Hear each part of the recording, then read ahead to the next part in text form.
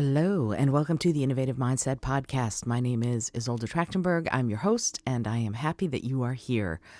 This Creativity Tuesday episode is going to be a little bit different because yesterday I ran an encore episode of my good friend Petra Mayer's interview on the podcast. I am doing the interview with my other good friend, Valerie Higgs, who is a pianist, a musician, and an administration professional, to talk about how to balance being a business person and being a creative, being a musician and being an admin pro. I think you're going to enjoy this episode. You're going to get a lot out of it. Valerie has a lot to say about what needs to happen for creatives to be comfortable in a business environment, both from within themselves and also so that they are supported by the paradigm in the workplace. What does it mean to be a creative in a professional setting, in a business setting, and how can the business support that creative's success and thriving? And it's an important point, isn't it? Because often businesses are not set up to support creative people or to support the creativity in the people who work there, no matter if they're in creative jobs or not. I hope you'll enjoy today's episode.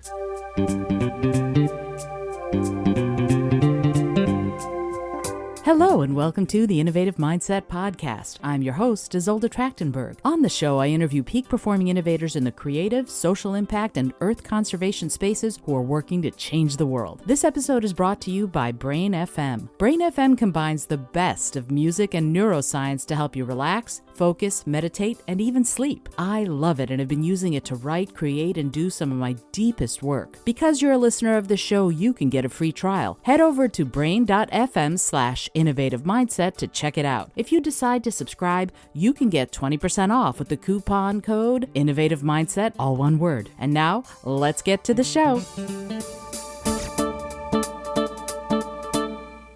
Hey there, and welcome to the Innovative Mindset Podcast. I'm Isolde Trachtenberg. I'm your host, and I am thrilled that you're here. And I'm so happy and thrilled that I have this week's guest on the show, and you'll understand why in just a minute. Valerie Higgs is an administrative professional by day and a pianist and music director by night. Currently based in the DC area, she has music director productions at theaters, such theaters like the Ritz Theater Company in South Jersey, the Walnut Street Theater in Philadelphia, and the Tada Youth Theater Company in New York. Valerie teaches piano online, accompanies for area auditions and competitions, regularly MDs, which means music directs, at Ovations Theater in Rockville, Maryland, and is a member of the DC Tango Orchestra, the Da Capo Tango Quintet, the Tango Reo Ensemble, and she sings with the Philosopher's Tones, which I just love that she had as the last thing because, of course, the Philosopher's Tones is the group that I started back in 2003. And I still lead and manage it, even though I'm in New York and they're in the DC area. But we are one of the premier holiday caroling ensembles in the nation. Valerie, after this long and meandering bio and intro, welcome. Thank you very much. Thanks for having me. Oh, Very this excited. is this is very fun. And it's really fun also because we're kind of used to having these kinds of conversations because of something that isn't in your bio that I'm going to add right now. We are also the duo that forms the Two Women of a Certain Age podcast. And that's another weekly show that we record where we talk about music, movies, theater, uh, women's issues and thoughts of women of a certain age, because we're both women in our 50s, and whatever else we damn well please. So I'm really psyched that you're here talking about innovation and creativity from the introvert's perspective on this show. Thank you. So let's first of all, I'm ridiculously glad that you're here. We've got a lot to talk about, but it's really funny for me to say that, Valerie sings with the Philosopher's Tones, and you're not the first tone who's been on the show. Petra Mayer was on the show last year, and you and I have known each other for years, and we met when you auditioned, and I thought, I need her. But I correct me if I'm wrong, but I think that you're more of a pianist than you are a singer. So let's talk about that. You describe yourself as a musician with a desk gig. What does that mean? I always consider myself a musician before anything else, and I've had one foot in music, playing the piano, doing anything music theater, and the other foot in a job that'll pay the bills. Mm, got it. So I kind of look at it that way. So I am an administrative professional, and that's not what I would say I was first. Okay. Now, are you a pianist first or are you a singer first? I'm definitely a pianist first. Okay. Yeah. Okay. No, that's cool. It's just like for me, no matter what instrument I play, even though I started playing violin when I was 5, I'm a singer first. And Mm. the musical instruments sort of come in after. And I'm dying to delve into what drew you to the piano. So was it always the piano? Did you play something else first? How did your interest in music and piano begin? I do not. I, by all accounts, I don't think I showed any interest as a young child that I'm aware of. Nobody has ever said to me, "Oh, you went up to mom's piano and started banging on it." I've never had one of those stories, Mhm. where she just naturally was drawn to the piano and she started picking. No, no, that was not me. My mom played the piano a little bit. My dad played the trumpet. They wanted me to play the piano, and I think that's just how it started. And when I was 5, they took me to the Yamaha School of Music in Marlton, New Jersey, which is now, I think it's called the South Jersey School of Music. And it was, a Yamaha sponsored store that had lessons, and you could buy the books. I don't even remember if pianos were in there. I don't think so. But I took a group class, and I was one of the top students there. After class, I would say to my mom, "Oh, I want to play this song," and everybody was kind of standing around. It's like, she's 5. How is she playing this song so well? So it wasn't Suzuki. It was definitely reading music right off the bat, and somehow I had an aptitude for it. It's interesting. You had an aptitude for it. For reading music was a challenge for me, and I remember very clearly the day that I figured out that this finger on the violin was going to bring out this note on the staff. Hmm. And as a singer, though, you sort of have to figure out where the pitch is going to be relative to what you're looking at. When you did that, when you went, "Oh, this comes easily to me," what was going if you could remember that far back, how did you approach all of that? Was it just, "Oh, this is natural and it's fun," or did you analyze anything, or was it just more of an intuitive way of figuring things out? How did all of that go for you? I really only remember the fun aspect of it. I mean, I just remember looking at books ahead in the book, uh, which is something that I suggest to my piano students. Do not be afraid to go ahead just to try it out for yourself. And I would just go ahead in each book and try to play the song.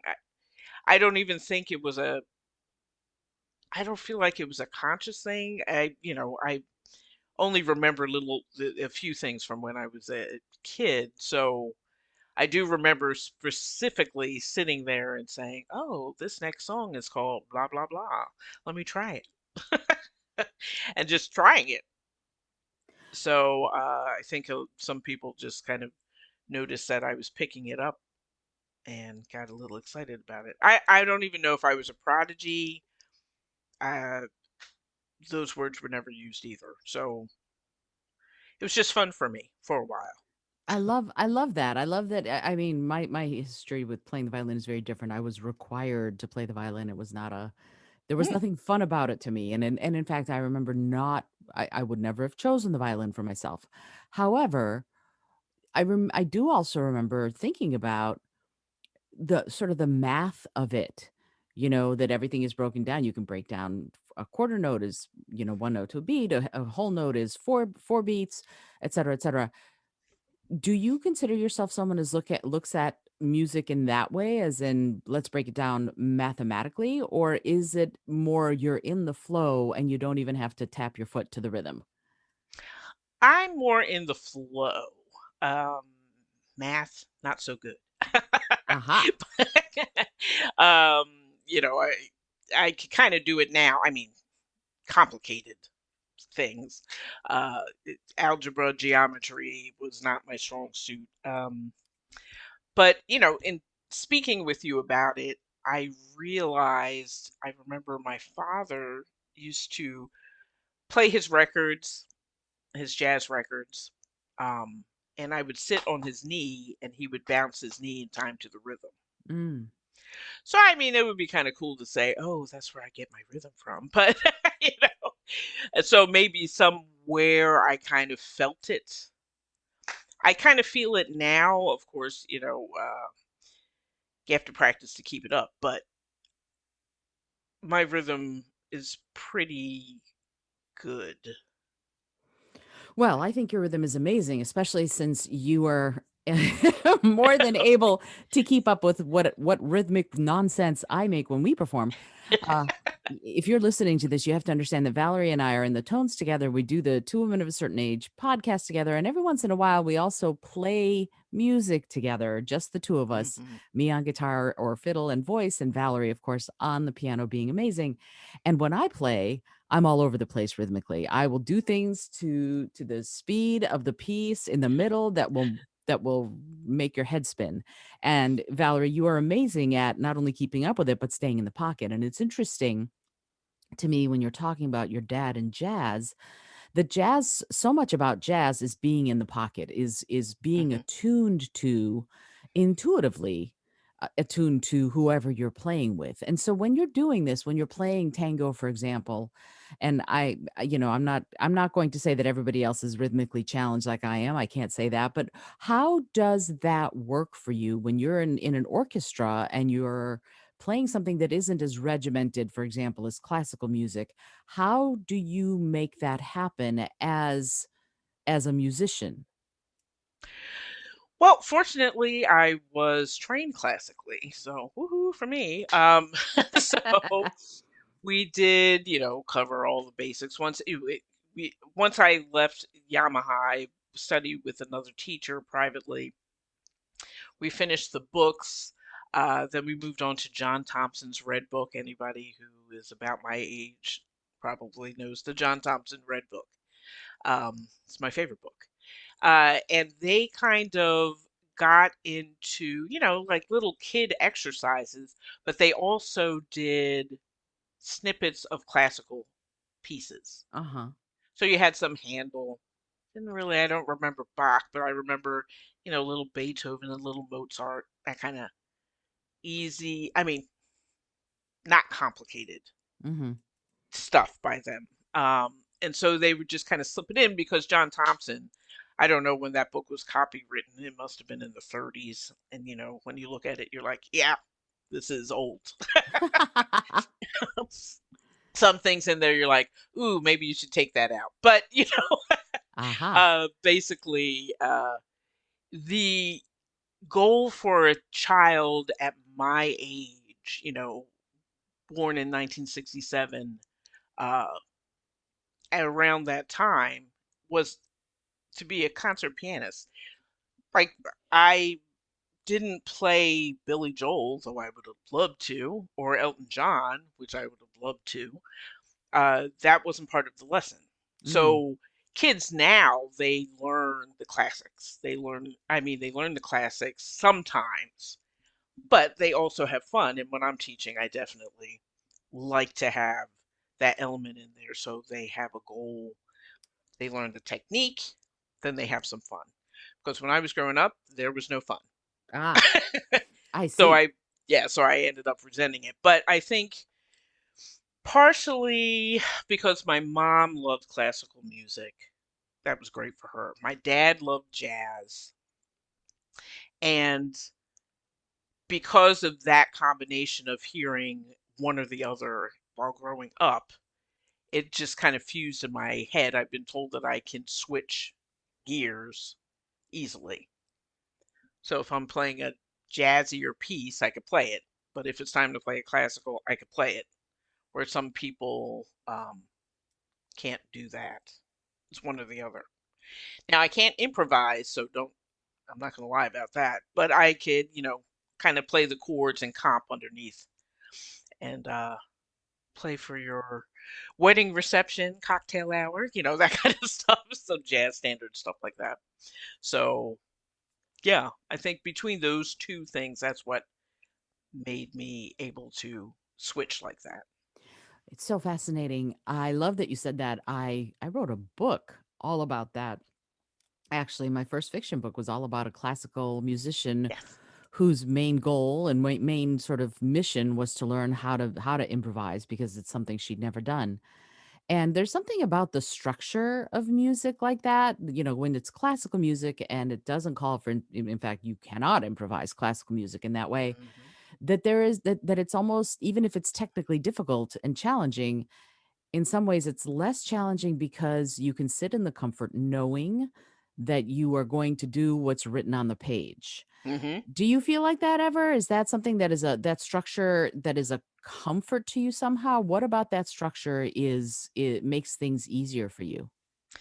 It does make it easier because it's on the page, and that's why I struggle with jazz improvisation. Uh, Now, when I was growing up, everything just seemed magical. Miles Davis just picked notes out of the air, or pianist Bud Powell. My God, how do they do that? I don't know how. Well, it's because they know their scales and they practice, Sure. and they were trained classically. It's like the biggest secret of jazz. It's like, yeah, no, they don't just come out of the womb playing this stuff. They really study scales, not just the major scales or the minor scales, but all of the scales, the modes. You have to be able to get around on your instrument. So that was something that I was never really told. And, as a classical player, I only went so far with the scales um, as a kid. Um, but I lost track of my answer. Well, we were talking about how in some ways the structure of classical music is it can be Oh yeah. more comfortable even if it's technically more difficult. Yeah, definitely there is a huge comfort level when I'm playing the classical music because it's all there. We've heard it a million times. Some people find that boring. I don't. Um for whatever reason. Uh and I know that now more classical musicians are, we've learned that they kind of improvise back in those days too, but for some reason they just kind of washed that out, and so everybody had to play the exact same thing. All the cadences had to be the exact same thing, you know. But I feel more comfortable when I'm playing classical music because it's very expected, and I know exactly what to do with it, and there's no surprises really. That's interesting. I'm the exact opposite. I'm like, "Give me the surprises, take me somewhere I've never been before." Even though I too love classical music, I stopped playing classical music when I was 14, and I Mm, stopped singing classical music in college, really. Now when I sing classical music when someone books me to, "We need someone to sing Italian arias at this Italian embassy right. thing. Do you wanna go?" "Sure, I'll go." But what's really interesting is that I improvise arias too, don't tell anybody. Oh, Uh, a I and think it's okay. yeah, and the thing is if I'm solo, nobody cares because I'm just by myself, and the only person who has to keep up with me is me, and that's something else that I wanna talk to you about, this idea of being a solo musician versus being in a group, especially you, because you're rather famously introverted. So, talk to me a little bit about how that works.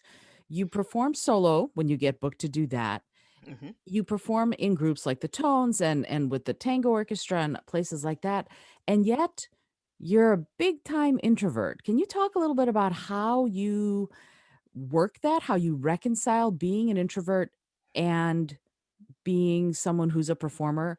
And if you don't mind, I'd love it if you would sort of identify what introversion means to you first? Okay. Introversion for me is getting your energy not around other people. I mean, there's probably a medical or psychological term for it that I've never bothered to memorize, but basically, my inner world is richer than going out in the world to talk, get energy from others. So, I was always known as the daydreamer. I was always, in class kind of not paying attention. Mhm. Because my brain, that's just the way my brain works. I'm in class, you get graded for participation. My grades for participation were always low. Mm. I'm not going to be the one that's going to raise my hand. And that's kind of stands now, although, as an adult, I am aware uh, that I need to be prepared to ask a question. Mhm.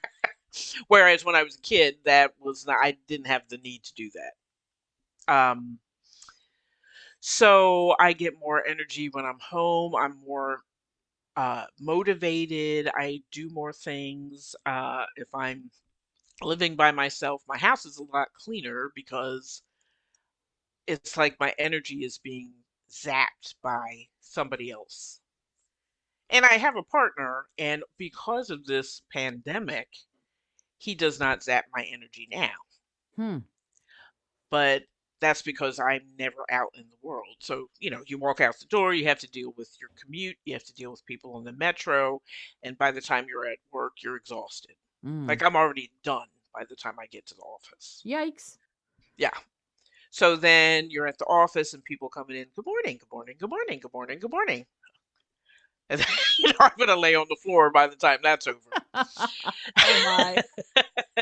So, trying to do the work and trying to concentrate and being in the office and having people coming by talking to you. I mean, I don't mind talking, of course. I'm not saying nobody talk to me. I'm just saying it takes my energy a Mhm. lot. Mhm. And the people I work with are pretty great, so it's fine. But by the time I come home, I'm really grumpy after commuting in, working all day, commuting home, and I just want to be in a closet somewhere sleeping. I see. So then, I get a little snappish with the partner. Sorry, but but that's just the way it goes. Right. So at the time, I would have to like book a hotel for myself for like a night just for the silence. And I haven't had to do that now because I'm not getting my energy sucked away. Um, we're fine. I thought it was going to be an interesting experience, and I know a lot of people during this pandemic were kind of, relationships were tested, Right. but ours was fine because I didn't have to deal with anybody else. But Mm. as a musician, when I play solo, of course, it's kind of like in being in a daydream state. I don't have to communicate. I just play. Um, in a group, interestingly, and even if I don't know the musicians, I get energy from them. Hmm. It's like a whole different thing for me. It's like I'm in this group, and it's usually people I already know. I mean, with the bands, of course, it's people I already know. When I do music direction and I get my pit, it's usually all people I already know. Interestingly, 9 out of 10 of them are also introverts. Hmm. I don't know if that happened on purpose or or it's just weird because it's during a break. Nobody's talking. Nobody's mad. They're just don't feel the need to talk. I have a band of introverts. It's the most hilarious thing. It's like I Wow. picked the right people. That's so funny. But I do the most talking because of course I have to give direction. But Right. uh and when I'm doing that, I still don't lose energy for some reason with the band. Now, when I'm working with the actors, my energy is drained. Hmm. I don't know, it's just a different way of communicating. I mean, a lot of the actors that I work with, like are teenagers. So I can't talk to them like musicians. I have to talk to them like, okay, this is what I want to get out of you. And it's mainly teaching the notes and having to reteach the notes and having to settle down the group and then reteaching the notes. And then somebody asked me a question about what we've already done. So I have to re-teach the note. Uh, People are talking in the back. It's just that's draining for me. So it depends. So that the answer is it depends. If I'm working with musicians, I'm not drained ever. It's just kind of weird, even if I don't know them. I think it's because I'm secure in what I'm doing at the piano. I'm not always secure at what I'm doing as a music director, but it's still okay because they know what I'm talking about, even if I talk in some shorthand. But after the show is over, I go back, I come home and then I have to kind of relax because I still get the energy from the audience and the actors, pulling from me. So, it's just kind of interesting to experience. That's so interesting to me. It really is because first of all, there's so many things you said that I'm like, I want to talk about this. I want to talk about that. Because this notion of you said the energy from the actors and the audience pulling from you, and I'm like, this is what I know makes me an extrovert is that I that energy adds to my experience. It does not take away from it. It doesn't sap my energy. It adds to my energy. The energy of being in front of an audience or working with other people in that way. So there's a really interesting distinction there between an introvert and an extrovert. And there's something else that you mentioned that I really want to get your thoughts on. You said when you're playing, you're just playing. There's no communication. You're just playing. Uh, Whereas for me, everything I do on stage is in an effort to communicate, to engage the audience somehow. Hmm. Can you talk a little bit about when you said that, what did you mean by that? That you're just playing? Is it that you're lost in the dream of the music and you're not thinking about what's outside you? Is that an introverted characteristic, maybe, or what does that mean when you're saying I'm just playing and that's it? Uh, I think it is kind of in the dream of the music. Uh, when I do play, usually if I'm hired to play for like your reception or a dinner party or a cocktail hour, um, I'm playing songs that I like. Mm-hmm. I mean, it's songs everybody knows, but there are songs that I really never want to play again because I beat them to death, 20 years ago. So, at one point, as I was playing one of those songs, I was thinking, oh my God, I'm so sick of this song. And it just came to me, you never have to play this again unless I guess someone hires you to play it. So, if they want to sing it or they just want to hear it, and then you play it then. But yeah, I kind of go into it's kind of like a dream state a little bit. Mm-hmm. I'm communicating through the music to the audience. Mm-hmm. So I'm not, it isn't me. I feel like it isn't me directly doing it. I'm using the piano as the instrument to reach the people. Instrument being used in two ways here, the instrument as in the physical instrument, but Right. also as sort of the conduit, it sounds like, Right. of Yes. of that energy. Hmm. So when you do that, you said something else that kind of made me go, huh. As a pianist, that it sounds like you're very confident in your ability to make that communication happen, to reach the audience.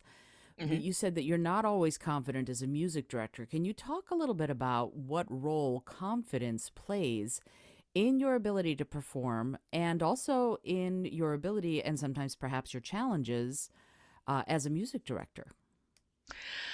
Um, well, there, as a pianist, uh, I hadn't I haven't studied classical since high school, really, or college, briefly.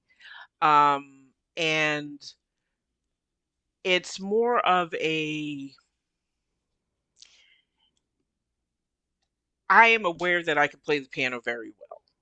Like if I have any ego on any topic, it's on the piano. Mm-hmm. Not for anything else. I'm kind of like, oh, whatever, I guess. But when it comes to the piano, I know I'm okay. Even if I find somebody who may probably plays better than me, that's fine. That's them. I don't. I used to when I was younger, kind of compare myself to other pianists, but I quit doing that. Mm-hmm. No point. Um, as a music director, there's additional knowledge that you have to throw into it that to be able to communicate. And with musicians, talking to them is just easier to get my point across without going into the theory of something. They know what I mean. They know what I mean, even if I don't use musical terms. As a music director, I have to communicate to the actors what I want from them, and they may not actually be musicians. Mm-hmm.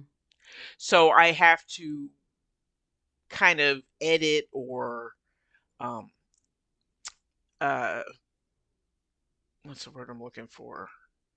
I'm trying to make it Modify. modify or, customize what I'm saying. And each kid or person, actor, adult, whatever, they have different levels of knowledge of music. They may have none, they may not sight read at all or be able to read music. So I have to be able to get the same point across on many different levels. Um, and it's more of a challenge for me. So it is, I don't have the same level of confidence. People will say to me, "Oh yeah, you're a really good music director." I'm like, "Really? Am I? I don't know." I'm just trying to get the show on the stage, That's basically what I'm doing. And I've been spending a little bit of time trying to see if it's just me or is that the job of the music director is a typical job. And just in recent weeks, I was in this program where we talked to uh, Broadway music directors, and it was a group called it's called Muse, and Musicians United for Social Equity. It's basically for people of color. They're committed to creating diversity within the music departments of the theater industry. And I'm reading directly from the website, not that good, by providing access, internships, mentorships, and support to historically marginalized people of color. So they're just basically trying to get more people of color on in positions of leadership. Mm-hmm. So they put together this mentorship program, and it was called the Piano Intensive or the Piano Experience. And if you're an experienced pianist and you see that the piano is a major part of your musical life, then you should apply to be in this workshop. And it was 3 weeks. It was a lot of webinars, talking to music directors, like for Next to Normal, and composers in Hamilton and Mean Girls and Motown, and we I could tell that we were all trying to keep our fangirling tone down because it was kind of really I'm gonna talk to Tom Kit. Oh, okay. I have to play for him. Oh no. So I just tried to be cool. I tried to pick songs that he didn't write, so that Right. I didn't have that added level. Right. I auditioned actually with a piece of his, and when I realized what I had done, I was not happy, but it was fine. Yeah, you got in, Yeah, right? right, I So, got in, so it was okay. But just from their experiences and what they were telling us, it's hard. Being a music director is not easy. for sure. All of the things that I've been experiencing in the 20 plus years of music directing, from going just from the rehearsal pianist to seeing a music director not pay attention during rehearsals. So during the actual show, she kept missing cues. Mm. So I'm like, is she going to take the cue? I guess I'm playing. So I'd start playing, and then everybody would chime in. I could tell, the whole orchestra is staring at her. I'm like, literally. I mean, I guess I should have just did nothing, but the show would have suffered. So, and I said to myself, oh, I could do that. I can't stick conduct, but I could conduct from the piano, probably, I guess. All I have to do is lead them in. Ha ha ha ha. I was young.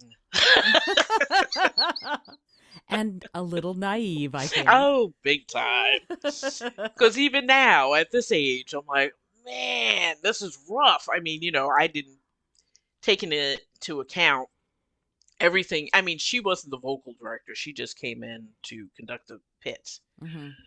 So, she had to come to the last few rehearsals and take notes and blah, blah, blah. And there was no cell phones at that time. So I don't even know what she was doing. Like, I don't even remember the woman's name, but it was 100 years ago. Um, and she was not paying attention, so she missed all the cues. I just thought it was weird. Uh, because I'm coming in like a classical musician. Okay, I got to pay attention to every single detail. What's Right. happening on stage? What's what? So, and plus, I also knew the show. So the one time that I was hired just as the conductor of the band, the pit orchestra on piano, uh, I remembered that experience. And I said to myself, okay, we're going to go in. They're going to have I forget the name of it, but it's the one rehearsal where all of the production staff shows up. So the lighting people know how to light certain scenes, and the sound people get an idea of what they're getting, and the set, you know, I forget what it's called. There's a term for it, but anyway. I know it So as I, tech rehearsal. yeah, no, it's the one where we've been rehearsing for a while, Mm-hmm. and then the production staff comes in to watch a run of the show, like Mm. without set or anything. Ah, okay. The designer run, that's what we call it. Mm, okay. So, the stage manager's there, everybody's there. Usually everybody's not there. Just the music director, the director, maybe the stage manager. And so I went to that and I was taking notes because I had listened to the album. It was Jekyll and Hyde. I listened to the recording a million times. And then I came into the designer rehearsal, and basically I wasn't even watching. I was listening, reading the score, making marks, and then I played 4 or 5 rehearsals before they went into tech week, before we even had the band. Uh-huh. And I played just so I could get a feel for the show. And then we had tech week, and it was still a lot of work, having not been at every single rehearsal for to teach vocal parts. So, but I would prefer to do that over being at all the rehearsals doing the vocal parts. I'd rather split the duties because it's a lot. It's a lot. But that's when I realized how much work it really was. From going to, oh yeah, I could do that, to, oh yeah, this is a lot of work even if I'm not teaching vocals. It's so interesting how the preparation to lead takes so much processing and so much work, and I think any leader, whether you're leading a sports team or the music director or the leader of a business, whatever, I feel like in order to do it really well, you really have to have not just a vision for the whole project, whatever it is, but Hmm. also a kind of an intimate knowledge of what everyone else has to do so that you know when they're doing it and when they're not doing it. Can you talk a little bit about that? Like when you're music directing, how much awareness do you have or do you need of everything else that's going on, whether it's actors, whether it's the other musicians, whether it's what's going on stage or the set design or whatever? Yeah, you have to pay attention to everything. I've done shows where an actor got hurt during a fight sequence, and we had to cut their songs. And because I was in the back and I just had a monitor, I didn't realize until the stage manager runs over, cut this song and cut this song. I was like, what? And, I saw him go down, but I had seen him make this move every night, Mm-hmm. but this time he actually kind of hurt himself. So um, I uh, have been in that situation. So you have to communicate to the band what we're cutting. I've been on there when the lights have gone, like the power has gone out. That's fun. And because Yeah. I'm on a keyboard, there's, that's the end of me, but my brass performers kept going. It was great. The singers kept going, the brass kept going, and by the time we were finished, everybody in the audience was clapping. It was like, all right, they finished the song, and, in the dark, because they had prepared so much. Uh, you have to pay attention to if somebody's coming late on stage because of a costume change. If there's a design, if there's something on set that goes wrong, you may have to keep vamping, playing those four measures over and over. Um, you have to be really aware of everything that's going on. Everything. If a musician has a problem, which fortunately I haven't really run into anything like that, uh, what are you going to do? How many measures are you going to skip because the singer completely forgot a verse? Oh, Which, yeah. yeah, when you and I have that issue, it's easy because it's me. If the band is in the middle of they're playing and I'm like, oh, they're on the wrong verse. I'm trying to get their attention while somehow tell them where we are. Oh yeah, that's like my hair's on fire. Right. If we're Sure. backstage, I could kind of talk loudly, but if I'm in front, I have to somehow mime to them, or I mean, even though sometimes I panicked enough and I just started saying, "We're at R, we're at R, 144." They're like, they all have the look of panic. Where are we? But the drummer usually, he just keeps going. He's hearing what's happening. So even if he's reading the music, he's still, he keeps the beat. So yeah, I mean, we're really aware of everything that goes on, which is why if we're in the back, we have a monitor so we could see. Somebody hasn't come on stage yet. Ugh, keep vamping. Right. Right. It's funny you mentioned when it happens with you and me. Yes. Why, yes, I have forgotten entire verses. And it's funny because there are times when you and I are performing, I've stopped the song and gone, I have Yes. no idea what planet I'm on right now because that's what happens. Sometimes I'm so lost Yeah. in the moment of the song that I forget what song I'm singing. And I've Right. had it happen that I forget the words to my own songs and things like that. Stuff like that happens and I feel like to me if I'm not on Broadway, if I'm not a member of a Broadway musical, if nobody said, Isolde, come sing Evita or something like that, Right. then doggone it, I can stop. And it's an authentic experience and stuff happens. And yet when you're in this kind of theater situation, that notion of being a well-oiled machine is something that I think is important. As an introvert, how do you, well, as the introverted leader of the musicians, how do Hmm. you maintain that well-oiled machine? Do you have a process? Do you have something, talk back with the musicians? Like what do you do to maintain that connection and communication in the moment when things could go completely haywire at any second? Um, I put the music and the show before my introversion for some reason. It's not even a thing that I consciously do. Mm-hmm.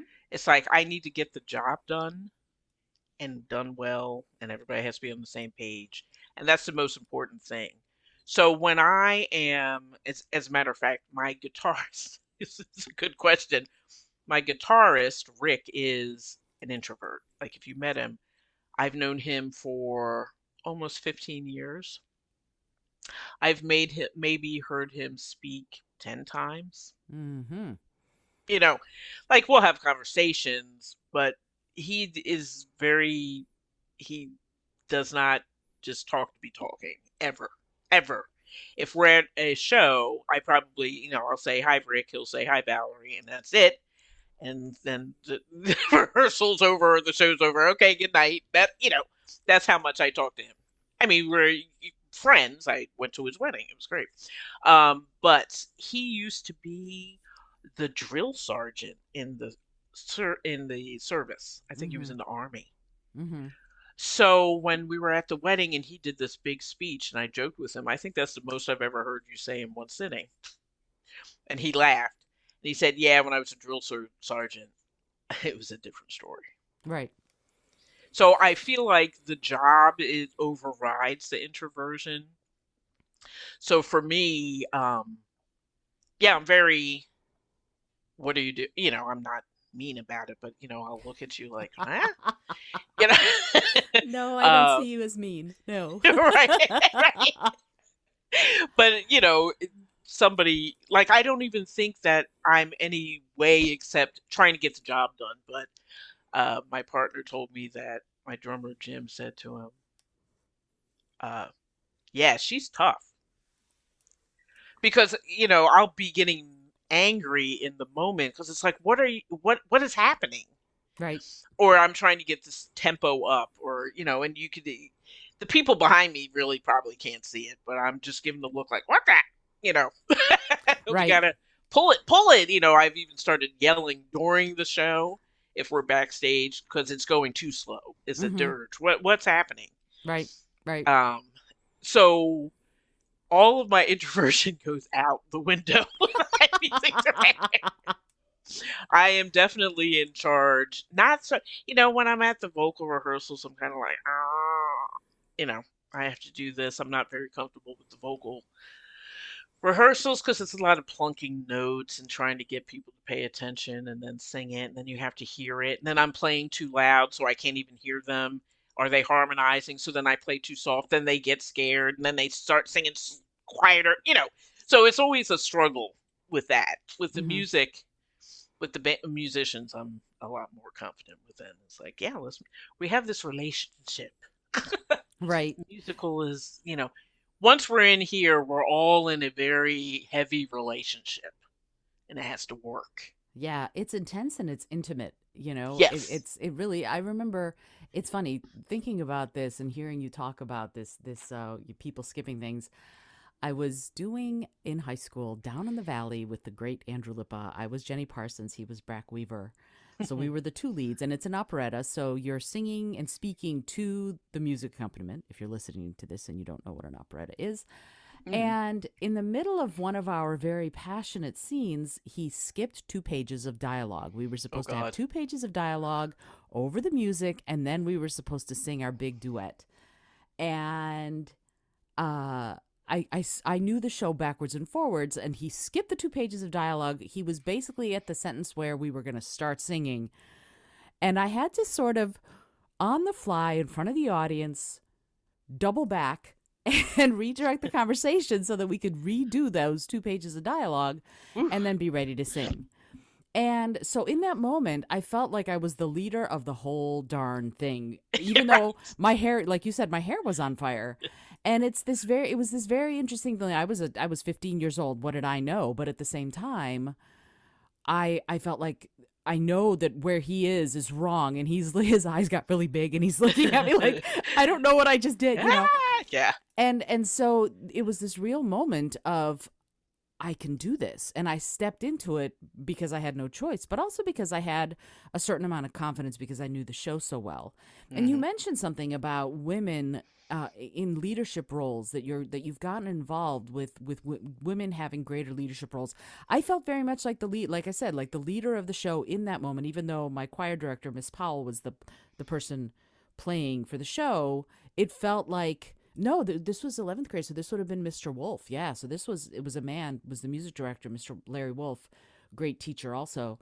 But in that moment, a 15-year-old girl was the leader of the entire thing. And so I'm wondering what your thoughts are with this notion of women leading in theater. And you said that you've gotten involved with something called Maestra, which I love the Hmm. name, Hmm. about promoting women in leadership roles in the theater. I was wondering if you could talk a little bit about what Maestra is and what role you have in promoting women in leadership roles in musical theater and theater. Yeah, Maestra is this fantastic organization in New York. I'm going to say it started, I'm going to say 4 years ago, and I think it may have been three. But, pandemic time has kind of blurred. I'm not even sure. But it's a organization that provides support, visibility, and community to the women who make music in the musical theater industry. Mm-hmm. So just like Muse, it's people of color. Um, so, you know, however you identify as a person of color, this is strictly for those who identify as women. Mm-hmm. Um, and it's started by Georgia Stitt and Mary Mitchell Campbell, who are movers and shakers and on Mm-hmm. Broadway, composers, music directors, music supervisors. And I don't even remember how I found out about it, but all I knew was I had to be there for the first meet. And it was kind of well, we don't really know what we're doing yet. It's going to be something for women in this community. And so we kind of want to meet with people and see what they have to say. And they had one on like a Tuesday during it was during the work week. And I was like, crap, I can't go to that. I'm working, I have Right. that desk gig. So I sent an email to Georgia and was like, are you going to have one on the weekend? And she said, yeah, we got a huge response. Uh-huh. Uh, we're doing one on a Saturday and I'll let you know. And I came to this weekend, it had been a while since I've been in New York. I just stayed overnight, brought my suitcase to the all day meeting. Um, and it was amazing to meet, first of all, women that I didn't really know. Uh, like their work, but you don't know them. You've heard what they've done, and you're like, oh, she's the one who did that. Oh, that's kind of cool. Right. Uh, but basically, they're trying to get more women. Also, like Muse, getting more people of color. They're trying to get more women and POC women in positions of leadership. So to be the music director, be the music supervisor, composers get more of their work on stage or get staged. Um, and just basically try to get the next generation of women who are musicians who are interested in theater in the room, making the decisions, being in charge, getting a job. I mean, even if you don't want to be in charge, at least, hey, I could be the drummer for this show. Right. So getting to sub, and they have been extremely, like both organizations, it's just amazing. With my strange relationship with theater, I have kind of, it's like it's opened all these opportunities, and you realize one, you're not by yourself. Mm-hmm. Two, yeah, it's really hard. Mm-hmm.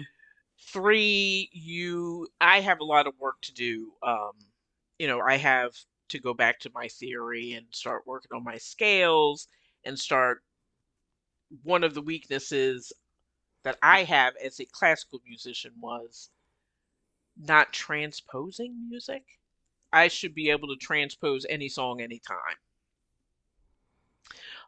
So I mean, should it would be in my best interest to learn how to do that. Okay. So you get the book of the show, you practice all of the songs because if you're an audition pianist, somebody might come in with a weird piece. Hey, you may have practiced that. Oh, they're singing it in a different key. Oh, I know how to transpose. So they're giving us all these tools to make us better musicians and music directors. So we get the opportunities. So we could say, oh, yeah, I know how to do that. And I'm a woman and I kick ass. Here I am. You know, hire me. So that's basically what this uh, organization is. And I'm on a couple of committees. And it was more for networking than anything. But they're all so cool and open and generous with their time and their information. It's just been a really good community to get involved in, and I'm trying to pull some of my area people in because it's New York. Before the pandemic, everything was in New York. But Hmm. now the classes are online, the meetings are online, all of our networking things are online. So we have people from Ireland, California, Mexico, you know, we're all over the world. So it's not just New York. It's really, pandemic was bad, but I'm going to say at least 10 things that came out of it that were really good. And one of the things was this. That sounds amazing, and now I want to join. Yeah. It is interesting to me thinking about this notion of so many. This is going to sound weird, and I know it's a discussion that has been had before, but the vast majority of the people who write for theater and all of that are men, and Hmm. partially it's because traditionally, historically, women had all these responsibilities that had to do with maintaining the home. So Hmm. that left them very little time to write the musical or the play or the book or the whatever. So it's interesting to me, and you and I have talked about this on our other show, that for me, I am child free by choice, and so anything I don't get done is on me. Right? Hmm. I don't have children to take. I know it's going to sound terrible if you're a mom and you're listening to this, but they children take your time, right? So Yeah. when you're doing this work and you are networking with these other women who are trying to get leadership possibilities for women, how much of a role does that play? That notion of, we have all these other responsibilities that we are trying to fulfill, as well as wanting to do a life in the theater. Yeah, and that's why they have the committee for Meister Moms. There we go. Yeah, so there is actually a group within the group. Moms, I mean, obviously there have to be mothers that are, doing all of this. And if you go to the website, there's even a picture of somebody practicing with her kid on her lap. Wow. I've seen, there was another member who sent in a picture of them with a baby in the little snuggly thing, the carrying thing. She's like Mm-hmm. conducting and the little baby's right there. Oh, wow. So yeah, they talk about, yeah, I also have no children, so I'm not in that group, but they have a very strong group, and they're doing great things for them. They're, as far as I can tell, like I'm Mm-hmm. on not on that committee, Right. so I am not intimately knowledgeable as to what they're doing, but they're getting a lot of support. Oh, that's so great. Yeah, because to me, that's one of those things that just has always been it's sort of stuck in my craw that so much of this is women were supposed to be keeping house and having Hmm. children, da da da, da, and the men were working outside the home, but then afterwards they were free. They could do Right. whatever they wanted, so they could write the great American novel or the play or the musical or the whatever, or be part of a theater show. And that's one of the things that I actually wanted to talk to you about. I mean, in addition to being a musician and a music director, you also have a day job. You're an admin professional, Hmm. and so you have to balance those two. The Because theater rehearsals aren't just you rehearse twice and you're ready to go. Mm. Theater rehearsals are 5 nights a week and Hmm. often on weekends and da da da da da da. So how do you balance those as someone who has the day job as well as who has this dream and this goal of being more intimately involved in the music part of your life? How do you balance them logistically and emotionally, spiritually? I don't know what it takes to be able to balance those nowadays. I don't. Ah, okay. That's the easy answer. And scene. Got it. Right. I wish I could tell you. It's been a struggle my entire life. Mm-hmm. There were times when before the healthcare plan, the Obamacare, before that, Mm-hmm. it was okay. I'm doing music, and I would do it for 2 years. I'm worried. I need a job, so I have insurance. And I would go 2 years. My soul has been sucked away. It's time to go back to music. I Right. would do it every 2 or 3 years. I would switch back and forth until I'm going to say the last 20 years has been me trying to do both at the same time. Because, Right. you're getting older. I did quit at one point, maybe 10 years ago. And it was a little experiment. And it was before we had the Healthcare Act. So it was a little hairy. Mm-hmm. I don't know how people were doing it, which is why I went back to the office. So, Right. um, at the time, any of the work that I was doing was enough to keep me busy during the day, but I didn't walk away at 5 o'clock with it. Mm-hmm. The job I'm in now is like a career making job. Mm-hmm. Anybody who's in this position, somebody who wants to be a career as an administrative professional and move up and do other things, this is the job for that. And so I realized that on my first day, it has taken a lot of my energy. Like in a Mm-hmm. good way. It's a good firm and everybody's great. But it's more than just answering the phone and typing up documents. It's and filing. Mm-hmm. It's beyond, and I've kind of expanded my role. So I have many different levels. So when I'm going to rehearsal and I'm rushing, I'm trying to get rid of the day to go to rehearsal and not be stressed and snippish, which my first show that I did, when I first got the job, I was stressed and snippish the entire time. I felt bad. It was a group that I've worked with many times. It was a lot of people I didn't know. I think they thought that I was being kind of standoffish and why don't you know your stuff? Um, but it was more, I don't know why you don't know your stuff because I'm stressed. Right. I Right. need you to take this load off of me a little bit and practice and work at it. And, you know, whereas usually I have more patience with trying to teach. Mm. So I did not make many friends on that. Right. Usually I'm kind of Right. friendly with people.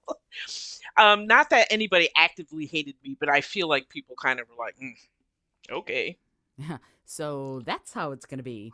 right. Right. And it's Yeah. like, that is not me normally. You know what's interesting about what you just said, and it is fascinating to me, this notion of sort of turning it off, turning off the job and turning on the music theater person. And yet there is a rigor to knowing your stuff musically. Like, I've never walked into a rehearsal or a show I was doing, anything like that, without knowing my music cold. Like, I will learn it Hmm. on my own and hopefully don't learn it wrong, because I've done that too. I have learned, I thought I was doing it right, but I wasn't. But I come from a paradigm, if you will, where if you get into a show or you get into a group or a band and you have a set list or you have whatever, you will know it coming Hmm. into the first rehearsal. That's how I was sort of. I had a phenomenal choir director in high school, and she instilled that in us. You will know your stuff before you walk into the first rehearsal cold. Hmm. And so that there's a rigor to it, and I feel like that rigor, I don't know if it translates to the day job or if the day job informs the rigor musically, but I feel like there's a relationship there that we can explore as far as knowing your stuff. Like, I understand, and this is going to be me being very cold, I guess. Artists are artists and blah, blah, blah. But at the same time, if you're an artist and you are working with other people, you have to know your stuff. Just like Hmm. if you're a worker at an organization, you have to live up to your responsibilities. You have to know your stuff. So I'm wondering, with the creative part of you, the music part of you, the music director part of you, how does that inform the admin work? Like, if you take the role that you have as a music director in this group of people all putting on a show, and you translate it or transmogrify it into the role of you as an administrative professional working with this group of people, does that rigor translate? And if so, how? And if it doesn't, what do you think we need to do to make it translate? Hmm. I think that the organization skill definitely kind of goes back and across both. So I have to be, obviously, as an admin, extremely organized. Mm-hmm. There have to be processes and procedures in place. And I try to, and it actually works across with the music direction and being a musician, or a pianist, whatever, both, either. Um, so I think the organization is really, like you say, I'm kind of the same way about going into a rehearsal for something. I have heard the recording a million times. Mm-hmm. I'm also, though, the person that will tell you once you come into rehearsal, kind of forget the recording. And I know a lot of people still rely on it, Mm-hmm. but it's our show. That's their show. This is our show. Right. So be aware of the song. So plan ahead and be aware. Or if it's a genre, and I think that's what happened with this one show, it was a disco show. I was astounded at the amount of people who had never heard half of the songs. Now, I Ah. grew up in the era, Right. you know, and I know there were a lot of young people, but still, at least you would have listened to the recording, so Right. then you would kind of have an idea of. So that was hugely frustrating for me. Um, it, yeah, and it's one of those things where I think they kind of work across each other. Like I've been in situations where I've gone for manager roles and they're like, "Oh, well, it may be too much for you." It's like, "Oh, I'm sorry. Have you ever put together a show?" Right. There's so many moving pieces, and yet, what's interesting about that? Like, I look at it like the vision is the dream and the mission is the goal. Hmm. you know so the vision of what the show's going to be like, that's great, but Right. the mission is Reality. what are the realities of Yeah. the practical things you're going to have to do to prepare and design and do everything that needs to be done to put this thing together. And so it's funny because I keep looking at it like, well, this translates to business, this translates to work that's outside the theater. And I'm going to ask you a strange question. What do you think employers should do with the creatives on their teams? What do they need to do to bring the best out of these of people like you who have these creative yet able to manage portions of their lives that they can bring to their work? How can employers best utilize and also support the people who are so creative who are working for them? Um, it's funny because we have three people on our team. So, one of my colleagues is in a band, and so she was like, "I was in the studio all weekend." It was like we're all realizing that, we're all trying to do this at the same time. It's kind of fun. Mm-hmm. I think, again, the pandemic opened the door. We started a podcast at work. And because of my experience in the entertainment industry, even though the podcast experience that I had was with you, Mm-hmm. and it had been like for 5 months, um, still, I brought a lot of value to the group. And so now I'm one of the main people that organizes and schedules the podcast. Mm-hmm. So I'm in charge of getting the schedule straight, making sure communications between the people who are the producers is a different group. They do the recording and the editing and the putting together, get them the script, make sure I'm on the calls, I'm the voice at the beginning. And my boss had said, I had no idea that I had this resource. It's like, yeah, I mean, I can answer your phone, or I can, Exactly. you know. Exactly. So it's like I think when people tell you at the interview, and a lot of people play it down because moonlighting used to be more of a taboo. Right. Now it's like everybody. Everybody's got a Um, side hustle. right. So if I tell you, oh yeah, I'm a musician, then you're gonna have to, as an employer, I think you need to think, oh, she's a musician. Let me get a little more out of that and what it means, because it doesn't just mean I play the piano. Right. I'm a music director. I organize all the time. I'm telling people what to do. I'm firing people. I'm hiring people. I'm, getting their stuff straight. I'm making sure we all work together. I mean, it's like being a manager. Right. It's a very the skill set carries over and sort of Hmm. cross pollinates, I think. And I think that there's something to be said for that.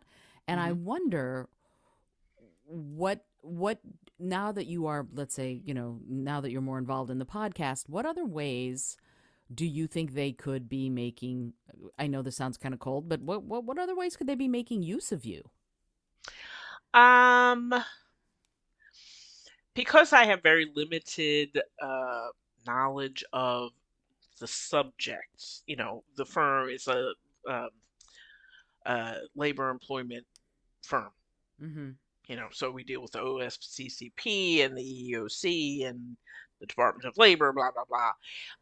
Of course, I've been there almost over 3 years, so I know more than I did when I was walking in, but I can't speak I don't feel comfortable being the moderator, Mm-hmm. having a discussion. Oh, what do you think about the new executive order? I'm just like, no. Um, and I'm not even really sure, even though now I also am more involved in the social media aspect too. So I'm in charge of the Twitter account and the LinkedIn account. I put together the ads for the podcast. Um, I do the client alert. So I'm kind of moving in another direction, which is kind of cool. And it's actually, it's funny because I'm like, oh, it's weird. I'm on Twitter and I'm actually working. Ah, It feels like I'm not working, right. But at the but I same am. time, it's so much become this kind of creative work has become so much a part of business. Hmm. Creating the ads and the sound bites and the whatever, and it's fascinating to me how much Yeah. we as creatives can be useful. And I get that all the time when I'm working with my own clients. Oh, I didn't know this was even possible. And I'm like, yeah, I'm a one-stop shop. I can do your video editing, I can Yeah. do your voiceover, I can compose the score underneath, and I can present you with an amazing ad or video within a few hours. So as creatives, we can be incredibly useful Hmm. in business if the people who are running the businesses make are aware of that and make use of it. And I think you've done an amazing job of highlighting just how that is possible. So I'm really grateful to you that you did that, and I Thank you. appreciate so much that you took the time to be here and to talk about this. And I want to have you back because I want to delve even deeper into some of these incredible topics. But I know you have a day to get back to, so I'm not going to keep you that much longer. I did want to ask you if you would to speaking of social media, can you give me so that if somebody's going, I want to know more about that Valerie A. Higgs. How can somebody connect with you on social, Instagram or LinkedIn or wherever you are? What are your handles? Okay, my handles are VA Higgs, Higgs, and you can find me on Instagram. You can find me on Twitter. You can find me on Facebook. Um, and my Facebook handle is Piano with Valerie, actually. That's my professional page. And yeah, if you Cool. want lessons or whatever, yeah, piano with Valerie. That's me. Or if you're a Broadway producer and you want a Oh music director for yes. your upcoming show, you know where to go. Yeah, Exactly. yeah. It's and you're amazing. I can say this without fear of contradiction because I know from experience how what an amazing musician you are and how easy it is to work with you. You Yeah. make it very simple. You make the incredibly difficult seem very simple. So that's a gift in and of itself. Valerie, I'm so grateful that you took the time to be here. And I have just one question that I ask everybody who Ah, comes on the show. And I'd love to have you answer it if you don't mind. It's a no, simple not at all. question, but it sometimes gives really profound answers. And the question is this: if you had a plane that could skywrite anything for the whole world to see, what would you say? Be nice. I like it. I like it. Yes. Mine was be bold, be creative, be kind. So I totally understand what you're saying. Valerie, thank you again so much for being here. I appreciate it Thank a you. bunch. This Thank you for having me. Oh, my pleasure. This is the Innovative Mindset Podcast. I'm Isolde Trachtenberg. I hope you've enjoyed the show, and I'll see you next time.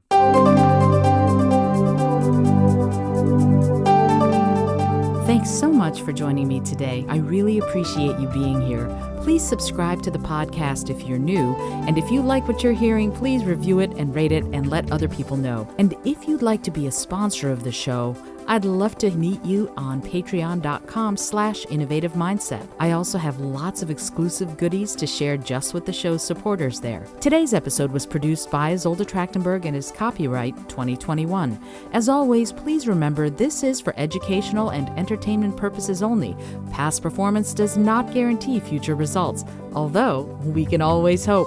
Until next time, keep living in your innovative mindset.